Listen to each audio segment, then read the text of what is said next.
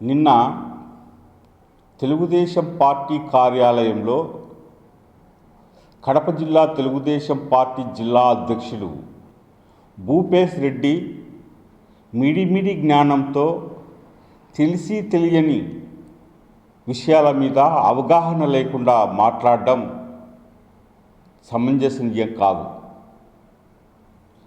పెద్ద దస్తగిరి హత్య కేసులో ఏదో ఒక విధంగా వైసీపీ వైఎస్ఆర్ కాంగ్రెస్ పార్టీని అప్రతిష్ట పాలు చేయాలనేటువంటి కుటిల బుద్ధితో తెలుగుదేశం పార్టీ సెంట్రల్ ఆఫీస్ నుంచి ఒక స్క్రిప్ట్ పంపిస్తే ఆ స్క్రిప్ట్ మాత్రమే చదివినటువంటి భూపేశ్ రెడ్డి అమాయకత్వాన్ని చూసి బాధగా ఉంది.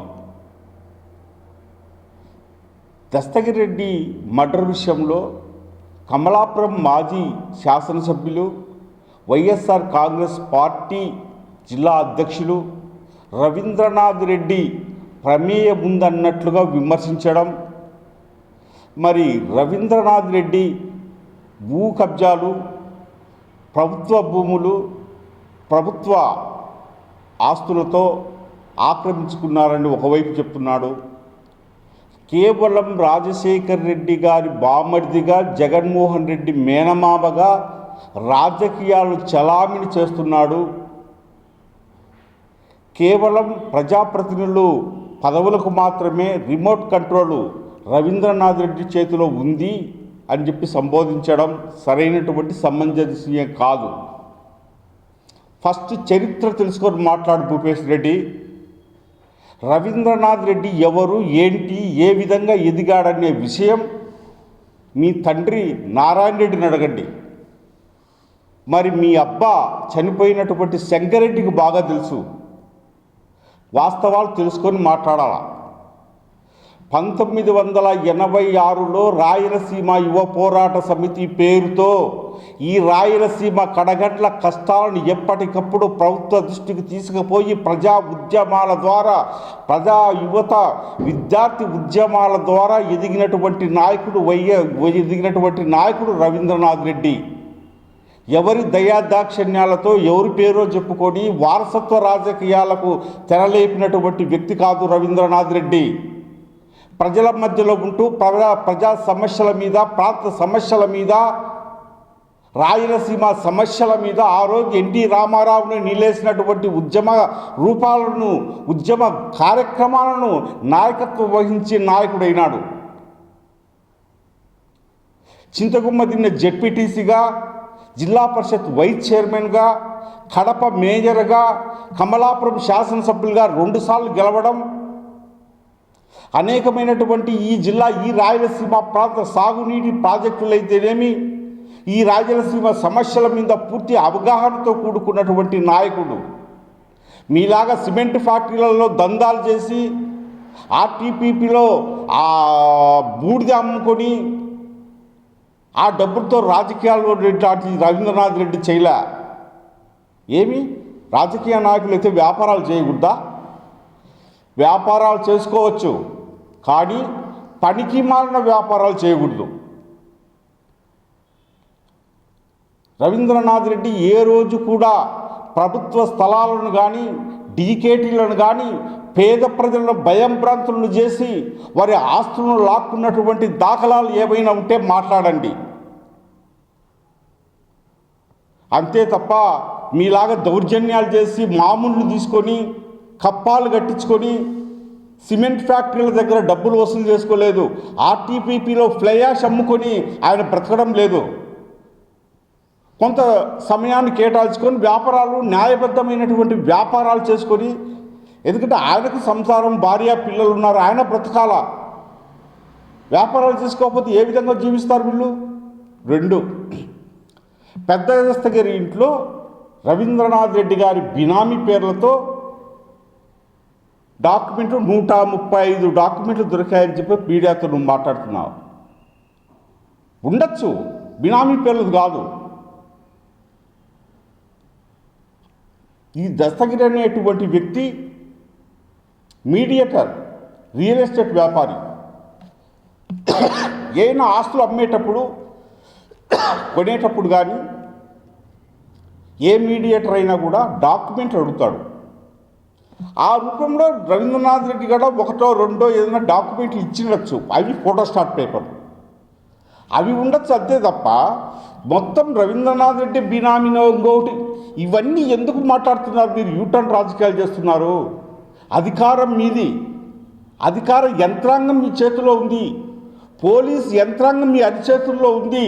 విచారణ జరిపించండి, వాస్తవాలను ఏదో బయటపడతారు. సౌమ్యుడు కదా, ఎవరిని ఏమీ అనలేడు కదా రవీంద్రనాథ్ రెడ్డి గారైతే అలుసు అని చెప్పి ఆయన మీద అబండాలు వేసి బురద జల్లి రాజకీయ రంగు పులమాలను చూస్తే మాత్రం ఈ కడప జిల్లాలో చరిత్రహీనులుగా మిగిలిపోతారు.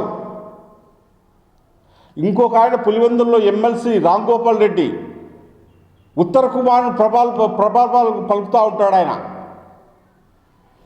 ఇప్పుడు చెప్తున్నాం, బీటెక్ రవితో నీకు రాజకీయ విభేదాలు ఉంటే ఇంకొక రూపంలో నువ్వు దానికి తీర్చుకో. బీటెక్ రవిని ఓవర్లుక్ చేసి చంద్రబాబు దగ్గర నీ యొక్క మైలేజ్ పెంచుకునేటందుకు పనికి మాలిన మాటలు, అబద్ధాలు, అవాకులు చెవాకులు పేలితే రవీంద్రనాథ్ రెడ్డి జోలికి వస్తే చరిత్రహీనుడిగా రాజకీయ సన్యాసిగా మిగిలిపోయేటువంటి ప్రమాదం ఉంది. ఈరోజు తెలుగుదేశం పార్టీ నాయకులకు రామ్ గోపాల్ ఎమ్మెల్సీ కానీ, తెలుగుదేశం పార్టీ జిల్లా అధ్యక్షులు భూపేశ్కి కానీ, వాళ్ళ నాయకుడు చంద్రబాబుకు కానీ ఓపెన్ ఛాలెంజ్ వదులుతూ ఉన్నాం. రవీంద్రనాథ్ రెడ్డికి రాజకీయ చరిత్రలో వైఎస్ఆర్ కాంగ్రెస్ పార్టీ అధికారంలో ఉన్నప్పుడు కానీ, రాజశేఖర్ రెడ్డి గారు ముఖ్యమంత్రిగా ఉన్నప్పుడు కానీ ఏ రోజు కూడా డీకేటీ స్థలాలు కానీ, ప్రభుత్వ భూములు కానీ, పేద ప్రజలను భయభ్రాంతులను చేసే ఆయన ఆస్తులు లాక్కున్నట్లుగా మీరు తేల్చగలిగే దమ్ము ధైర్యం ఉంటే బహిరంగ చర్చకు సిద్ధమా? ఎనీ టైం, ఏ డేట్లోనైనా, ఏ సెంటర్లోనైనా ప్రజాక్షేత్రంలో ప్రజల మధ్య చర్చించడానికి మేము రెడీ. మీకు దమ్ముంటే స్థలం వదలండి, స్థలం చెప్పండి, డేట్ చెప్పండి, మేము తెలుసుకుంటాం. అంతేగాని రాజకీయ లబ్ధి కోసం పనికి మాలిన పనులు చేసి వైఎస్ఆర్ కాంగ్రెస్ పార్టీ నాయకుల మీద బురద జల్లితే మాత్రం రాజకీయ చరిత్రలో మీరు హీనులుగా మిగిలిపోతారు. చంద్రబాబు నాయుడు చేసే యూటర్న్ రాజకీయాలలో, చంద్రబాబు నాయుడు చేస్తున్నటువంటి పనికి మాలిన రాజకీయ కేవలం జగన్మోహన్ రెడ్డి గారి మీద బురద జల్లే కార్యక్రమంలో చంద్రబాబు ఆడే రాజకీయ చతురంగంలో మీరు పావులుగా మారిపోయే ఈ కడప జిల్లా చరిత్రహీనులుగా మిగిలిపోయే ప్రమాదం ఉంది. రాజకీయాల విషయం దేవుడెరుగు, కడప జిల్లా ప్రజల్లో మీరు చులకనగా ఏర్పడేటువంటి ప్రమాదం ఉంది. రాజకీయాలు ఎవరికి శాశ్వతం కాదు, అధికారం ఎవరికి శాశ్వతం కాదు. ఈ కడప జిల్లాలో నీతి నిజాయితీవంతుడుగా మిగిలిపోయినటువంటి వాళ్ళే చరిత్ర మిగిలిపోతారు. అటువంటి పరిస్థితుల్లో మీరు చరిత్రహీనులుగా మారిపోయేటువంటి ప్రమాదం ఉంది. ఇప్పటికి కూడా చెప్తున్నాం, రవీంద్రనాథ్ రెడ్డి ఎక్కడ అక్రమాలకు పాల్పడినారని చెప్పి మీకు రుజువు చేయగలిగితే కడప పట్టణంలో ఎన్ని సెంటర్, ఎన్ని డేట్, ఎక్కడైనా మేము చర్చించడానికి సిద్ధంగా ఉన్నామని చెప్పి మీకు దమ్ము ధైర్యం ఉంటే రండి, తెలుసుకుందాం. అంతేగాని ఆయన మీద అవాకులు చవాకులు మాట్లాడి, అబద్ధాలు ఎన్నాడినా కూడా నిజాలు ఆడుకోవడం చాలా అసమంజసనీయం. అది ఖచ్చితంగా మీలాగా రౌడీ మామూలు తీసుకోవడం లేదాయన, మీలాగా దౌర్జన్యాలు చేయడం లేదాయన, మీలాగా పేద ప్రజలను పీడించి కొన్ని ఫ్యాక్టరీ యజమానులను బ్లాక్మెయిల్ చేసి కోట్ల రూపాయలు దండుకొని ఆ డబ్బులతో ఆయన రాజకీయాలు చేయడంలా. సొంతంగా ఆయన కొడుకు కష్టపడుతున్నారు, వ్యాపారాలు చేస్తున్నారు, వ్యాపారాల్లో వచ్చే డబ్బులతో రాజకీయాలు చేస్తున్నాడే కానీ ప్రజల ఆస్తులను, ప్రభుత్వ ఆస్తులను దండుకొని మాత్రం రాజకీయం చేయలేదు. ఆయన ఉద్యమ నాయకుడు, ఉద్యమాలలోంచి ప్రజల నుంచి పుట్టినటువంటి నాయకుడు. ఆయన చరిత్ర తెలుసుకొని మాట్లాడండి. ఇష్టానుసారంగా మాట్లాడితే మాత్రం ఊరుకునే ప్రశ్నే లేదని చెప్పి మేము తెలియజేస్తూ ఉన్నాం.